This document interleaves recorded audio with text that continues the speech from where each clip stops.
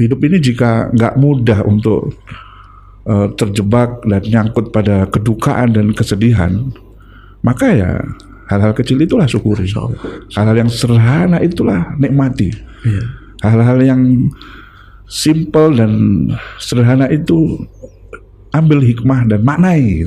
Iya. Sampai hal yang kecil pun kita maknai. Pertemuan kita hari ini kita maknai juga. Iya. Karena kita suka sibuk dengan apa-apa yang belum ada, sampai kita lupa menghargai apa-apa yang sudah ada. Betul sekali. Gitu, Ustaz, ya. Dan kebanyakan dari kita, setiap apapun yang kita lakukan ini kita tidak menemukan makna apapun.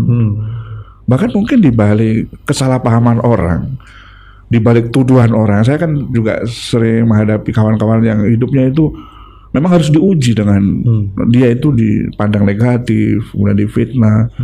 Padahal memang nyata-nyata dia ini orang baik, orang jujur, orang istiqomah. Tapi kalau kita juga nggak bisa menangkap itu, apa hikmah di balik itu, mungkin kita juga akan larut dan habis energi kita untuk ngimbangin, untuk mencoba untuk mengklarifikasi dan saya enggak loh kan, lelah nanti. Padahal kata Sayyidina Ali, kita nggak perlu menjelaskan tentang diri kita kepada siapapun, karena orang kalau sudah benci nggak percaya itu. Percaya sama apa penjelasan kita. Masya Allah, itu menarik, Ustaz. Orang yang tidak sadar atas nilai suatu nikmat, biasanya dia baru sadar ketika nikmat itu sudah hilang dari dirinya. Gitu, Ustaz. Kita seringkali baru sadar nikmatnya sehat kalau lagi sakit. Kita baru sadar nikmatnya nafas kalau lagi sesak. Kita baru sadar keberadaan seseorang itu sebuah anugerah dari Allah ketika orang itu udah pergi ninggalin kita. Dan di banyak mana kita sadar.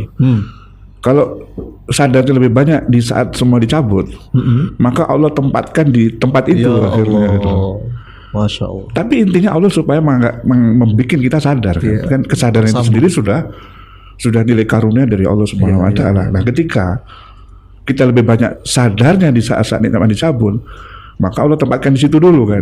Kenapa? Karena dulu ketika ditaruh di nikmat yang belum dicabut, belum sadar-sadar. Iya. Makanya kan kita itu diuji dengan dua sisi kan. Yang enak, yang nggak enak. Diuji enak, tapi ujiannya supaya dia syukur. Kan lulus juga. Iya. Dan ketika diuji dengan nggak enak, kan tujuannya untuk dia bersabar. Dan kalau dia sabar, maka dia lulus juga. Iya.